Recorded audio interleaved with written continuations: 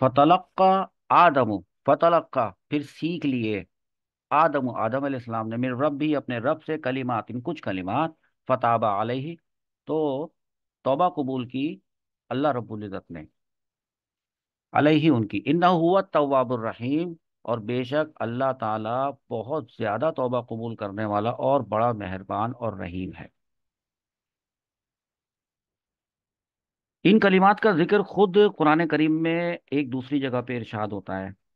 سورۃ الاعراف میں آیت نمبر 23 ہے، اور آپ نے سنی بھی ہے، قالا ان دونوں نے عرض کی، دونوں حضرت آدم علیہ السلام، تسنیہ کا صیغہ ہے، اور حضرت بی بی حوا، ربنا ظلمنا انفسنا، اے ہمارے رب ہم نے اپنی جان پر ظلم کیا،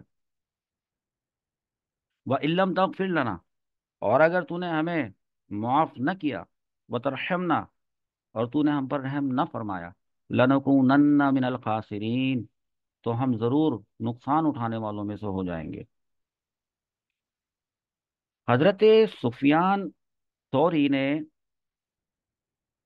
عبید بن عمیر سے نقل فرمایا ہے کہ حضرت آدم علیہ السلام نے یوں عرض کیا کہ اے رب، جو خطا میں نے کی تھی، کیا وہ میری پیدائش سے قبل میری تقدیر میں لکھ دی گئی تھی، یا از خود میں نے یہ غلطی کی ہے؟ تو جواب ملا کہ نہیں، یہ غلطی آپ نے از خود نہیں کی، بلکہ یہ تو پہلے سے آپ کی تقدیر میں اور قسمت میں لکھ دی گئی تھی کہ آپ ایسی غلطی کریں گے۔ تو یہ سن کر حضرت آدم علیہ السلام نے عرض کیا کہ اے یا اللہ، جس طرح تو نے میرے حق میں یہ بات لکھ دی تھی کہ میں یہ کروں گا، تو اسی طرح یا اللہ تو مجھے معاف بھی فرما دے۔ اور کلمات سے یہی مراد ہے۔ حضرت عبداللہ ابن عباس رضی اللہ تعالیٰ عنہما سے روایت ہے کہ حضرت آدم علیہ السلام نے عرض کی کہ اے رب، کیا تو نے مجھے اپنے دستے قدرت سے پیدا نہیں فرمایا؟ اللہ تعالیٰ نے فرمایا کہ کیوں نہیں؟ عرض کی کہ کیا تو نے مجھ میں اپنی روح نہیں پھونکی؟ فرمایا کہ بالکل اسی طرح ہے۔ تو حضرت آدم علیہ السلام نے عرض کی کہ اگر میں توبہ کر لوں تو کیا مجھے دوبارہ جنت میں داخلہ مل جائے گا؟ اللہ رب العزت نے فرمایا کہ ہاں، مل جائے گا۔ اب یہ جو دعا میں نے آپ کو ابھی بتائی ہے، ربنا ظلمنا انفسنا وان لم تغفر لنا وترحمنا لنکونن من الخاسرین، کہ اے ہمارے رب ہم نے اپنی جانوں پر زیادتی کی، اگر تو نے ہماری مغفرت نہ فرمائی اور ہم پر رحم نہ فرمایا تو ضرور ہم خسارہ اٹھانے والوں میں، نقصان اٹھانے والوں میں سے ہو جائیں گے۔ تو اس ضمن میں ایک حدیث مبارکہ بھی سماعت فرما لیں۔ حضرت عمر فاروق رضی اللہ تعالیٰ عنہ سے مروی ہے کہ نبی کریم صلی اللہ تعالیٰ علیہ وآلہ وسلم نے ارشاد فرمایا ہے کہ جب حضرت آدم علیہ الصلاۃ والسلام سے اجتہادی خطا ہوئی، تو اجتہادی خطا کیا ہوتی ہے؟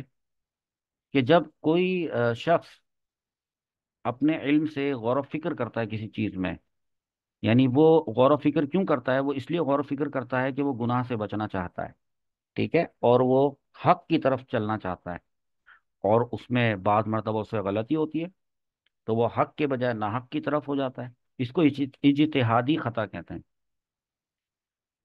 تو عرصہ دراز تک حیران اور پریشان رہنے کے بعد بالآخر انہوں نے بارگاہ الہی میں عرض کی کہ اے میرے رب، مجھے محمد صلی اللہ تعالی علیہ وسلم کے صدقے میں معاف فرما دے۔ اللہ تعالیٰ نے فرمایا کہ اے آدم، تم نے محمد کو کیسے پہچانا صلی اللہ علیہ وسلم، حالانکہ ابھی تو میں نے انہیں دنیا میں بھیجا ہی نہیں ہے؟ تو حضرت آدم علیہ السلام نے عرض کی کہ اے اللہ، جب تو نے مجھے پیدا کر کے میرے اندر روح ڈالی تھی اور میں نے اپنے سر کو اٹھایا تھا، تو میں نے عرش کے پایوں پر یہ کلمہ لکھا دیکھا تھا، لا الہ الا اللہ محمد الرسول اللہ، یہ میں نے لکھا دیکھا تھا۔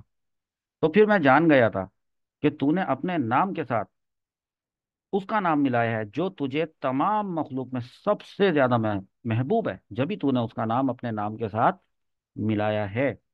تو اللہ رب العزت نے فرمایا کہ اے آدم، تو نے سچ کہا، بے شک وہ تمام مخلوق میں میری بارگاہ میں سب سے زیادہ محبوب ترین شخصیت ہیں، تم ان کے وسیلے سے مجھ سے دعا مانگو، میں تمہیں معاف کر دوں گا، اور اگر محمد صلی اللہ تعالی علیہ وآلہ وسلم نہ ہوتے تو میں تمہیں بھی پیدا نہ کرتا۔ تو یہاں تک ہم نے اس آیت کی تفسیر سماعت کی۔ اس کے بعد اب ہم اگلی آیت پر انشاءاللہ چلتے ہیں۔ اگلی آیت کا نمبر 38۔